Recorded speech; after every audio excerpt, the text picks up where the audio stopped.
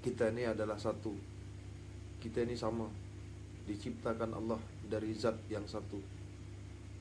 Diciptakan Allah dari hal yang satu, hal keadaan yang satu, yaitu Nur Muhammad Rasulullah SAW. Kembali lagi pada pagi ini pukul 2 tepatnya Mbak Hadi buka Hemana Ma'asalah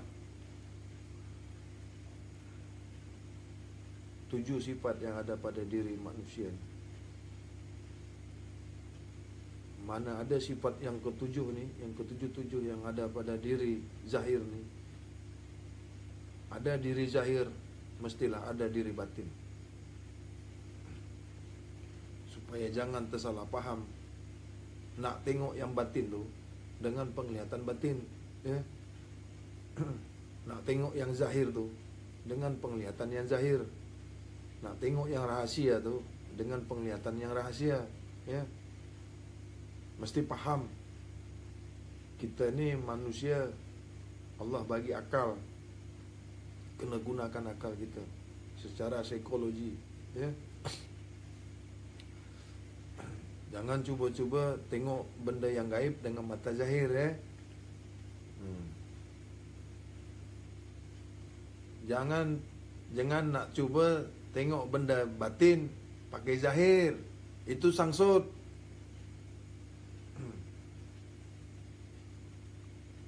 Tengoklah mimpi tu. Mimpi, apa tu mimpi tu? Bilang kau terbangun saja hilang semua, tak? Itu mimpi. Ini nak tengok Tuhan, nak. Bolehkah tengok Allah tu? Boleh, ya. Jawabnya boleh. Tapi kenalah cara, ya. Kenalah ada caranya, ya. Kenalah belajar, ya.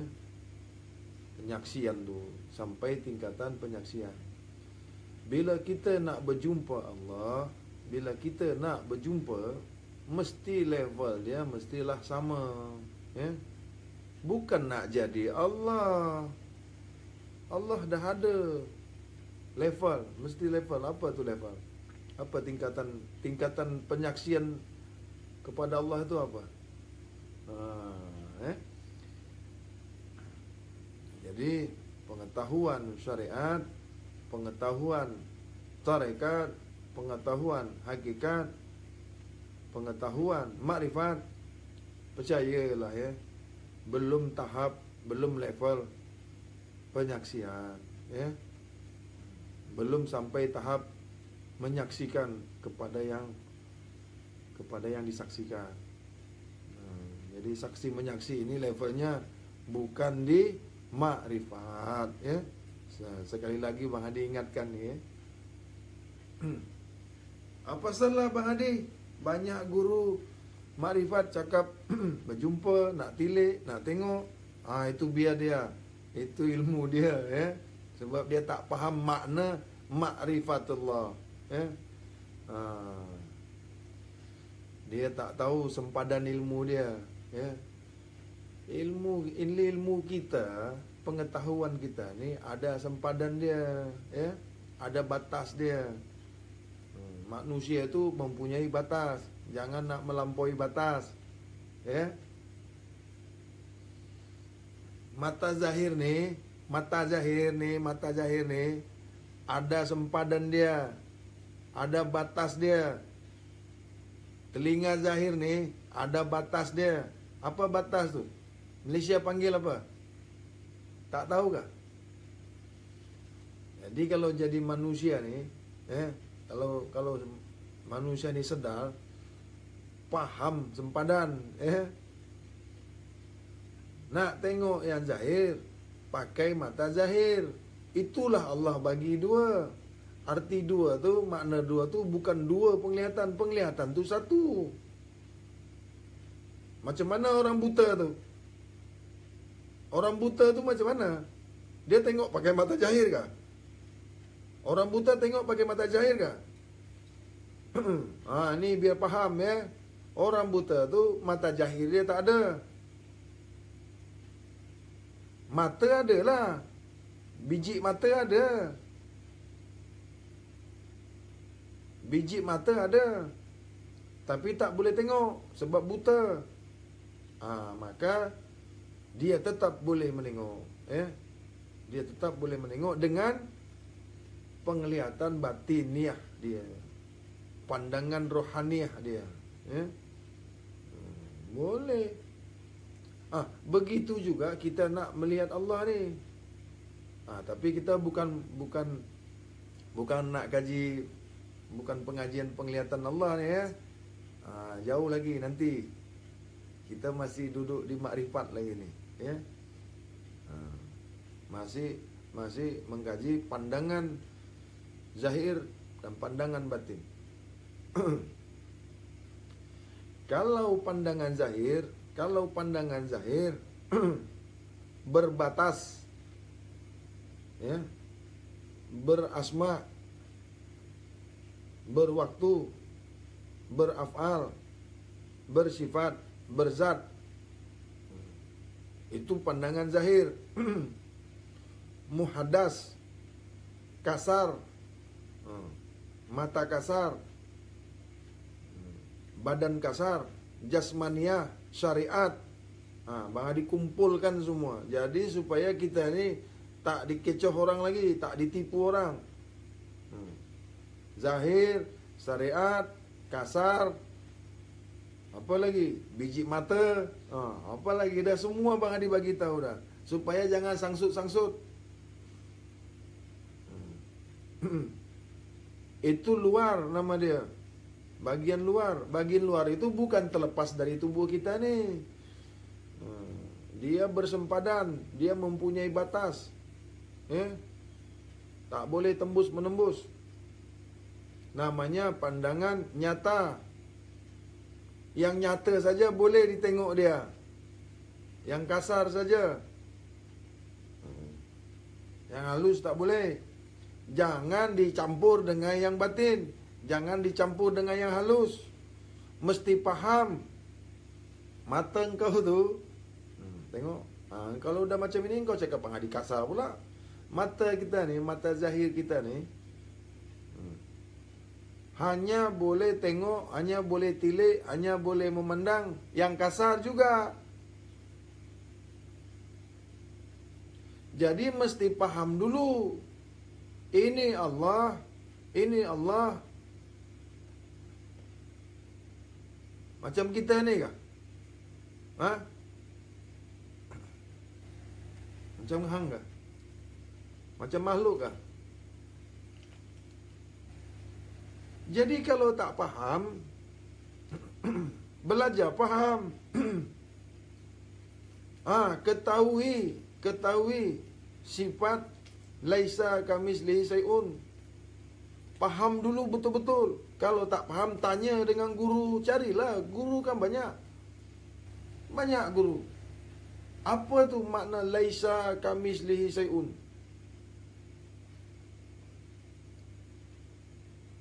Sebab apa Bang Hadi buka ni kajian macam ni? Sudah terlanjur banyak sangat orang nak menengok-nengok Tuhan ni. Guru pun banyak juga. Dah terlepas-lepas.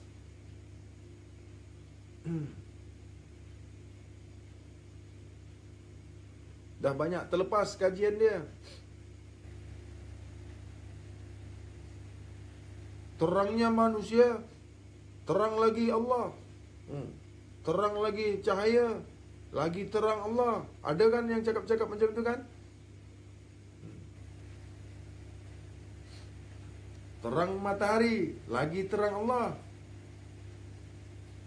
Kenapa Allah kau banding-bandingkan dengan matahari pula?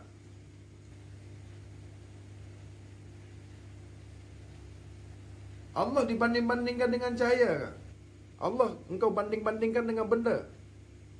Allah dibanding-bandingkan dengan yang diciptakannya?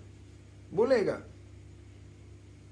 Kalau main di syariat, kalau kajian syariat boleh. Supaya faham duduknya dulu. Kalau duduk di syariat boleh. Jangan mengaji makrifat tapi menjelaskan tentang syariat. Bab makrifat, makrifat ajalah. Jangan masuk-masuk ke syariat. Ini menjelaskan, menerangkan makrifat, tapi menyeberang ke syariat. Akhirnya murid sangsut, salah paham, karena dipahamkan dengan yang salah. Pandangan zahir itu pandangan makhluk. Dalam sifat 20 basirun.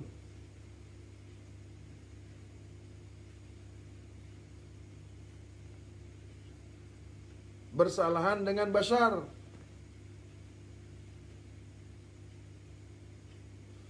Basirun makhluk yang diciptakan Tuhan, basirun. Basar Allah.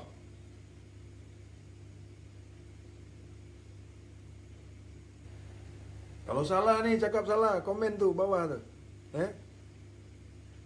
Basirun tuh makhluk. Basar tuh Allah. Sifatullah tuh basar. Basir. Basar, basir. Bukan Abu Basir. Artinya lihat. Maknanya basirun penglihat, melihat. Basirun tu melihat. Basar lihat. Apa engkau Abdul? Engkau ini ngacau lah. Jadi basirun sampai dunia ni jatuh, sampai langit tu jatuh, sampai langit tu jatuh, tak boleh berjumpa dengan basir, dengan basar. Faham tak Bang Adi cakap ni? Basirun tak pernah berjumpa dengan basar. Ini wahai guru-guru makrifat mesti paham ya. Basirun tak boleh pernah berjumpa dengan basar. Sebab sifat Allah itu bersalahan dengan yang baru, dengan yang baharu. Basirun muhaddas, basar kadim zatnya. Ini makrifat. Sudah paham nih? Basirun makhluk. Basirun penglihatan yang diciptakan Allah. Dari Allah memang basirun tu. Tapi basirun itu dibagi Allah bukan nak melihat Allah. Basirun. Kalau nak melihat Allah kena pakai basar. Ingat tu. Jadi kalau nak melihat Allah pakai penglihatan Allah. Macam mana caranya tu nak memakai penglihatan Allah? Wah, ini ya. Ini bukan di makrifat duduknya. Nak memakai penglihatan Allah. Engkau Allah kah nak pakai penglihatan Allah? Itu makanya di atas level daripada makrifat ni masih ada lagi. Ini baru duduk di makrifat, baru selesai di makrifat, dah nak menyaksikan Allah pula.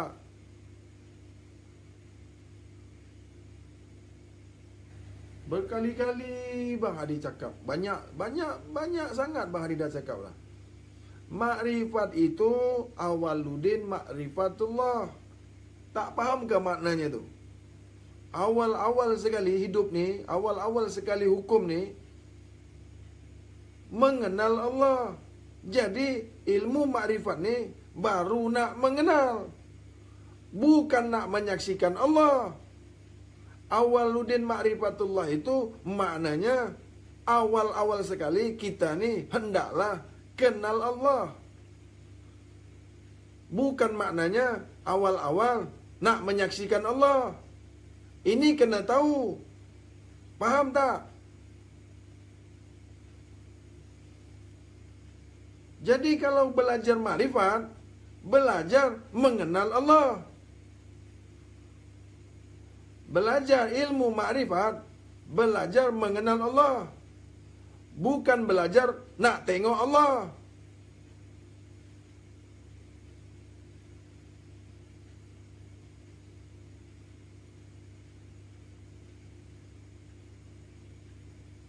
Paham? Inilah susahnya kalau dari awal tak ikut apa yang Bang Hadi buka ni. Jadi Bang Hadi cakap lain, dia cakap lain pula. Sebab tak faham, tak ikut dari awal. Itu makanya dekat live ini susah nak faham. Ada yang ikut awal, ada yang di pertengahan, ada yang akhir. Itu makanya sulit, susah, nak memahamkan yang di tengah-tengah ni, yang baru-baru masuk ni. Bang Hadi buka lain, dia tanya lain pula.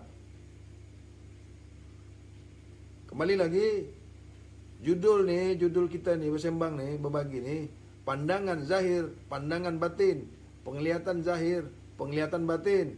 Tanya masalah ni, ini bab yang dibuka. Jangan tanya bab lain. Jadi, kalau pandangan zahir ni, penglihatan zahir ini bersempadan, berbatas. Apa batas tu? Mempunyai kelemahan. Ada had dia. Mata zahir kita ni ada had.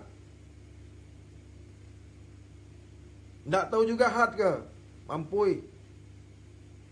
Aku pakai bahasa Melayu. Bunyi Melayu pun tak faham. Mata ni mata. Ini namanya mata. Mata zahir, mata kasar, mata syariat, mata tubuh kasar. Ni. Yang boleh ditengoknya, yang kasar juga, yang zahir juga, yang nyata juga. Mata inilah tempat kenyataan lihat. Lihat itu tempat kenyataannya di mata, biji mata kita ni. Ini tak boleh melihat kalau tak ada roh. Mata yang tercelik ni tak boleh berfungsi apa-apa, tak boleh buat apa-apa kalau tak ada roh. Ini kan kena kaji lagi. Apa ini roh? Kenapa roh ni keluar dari batang tubuh ni, keluar daripada syariat ni? Mati semuanya. Kalau roh masih ada di badan kita, masih ada di tubuh kasar kita, masih ada di jasad kita, masih ada di syariat kita. Telinga mati, mata tak mati. Mata mati, hidung tak mati. Hidung mati, tangan tak mati, kaki tak mati. Tapi kalau roh yang keluar dari batang tubuh, dari jasad, dari tubuh syariat, dari tubuh kasar, dari tubuh muhaddas, apa namanya? Isdat. Tak tahu isdat? M-A-T-I. Mampoi. Kena tahu apa ini roh.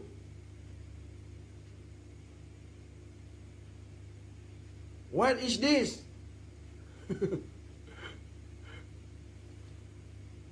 Kan macam tu.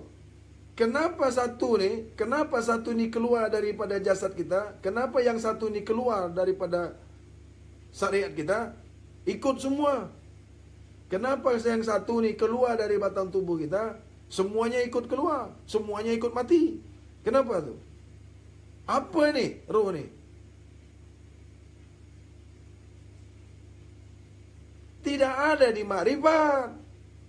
Berkali-kali Bang Hadi cakap tadi, makrifat ni cuma nak kenal, faham tak? Bab kenal saja dia. Hanya kenal saja. Ini makrifat.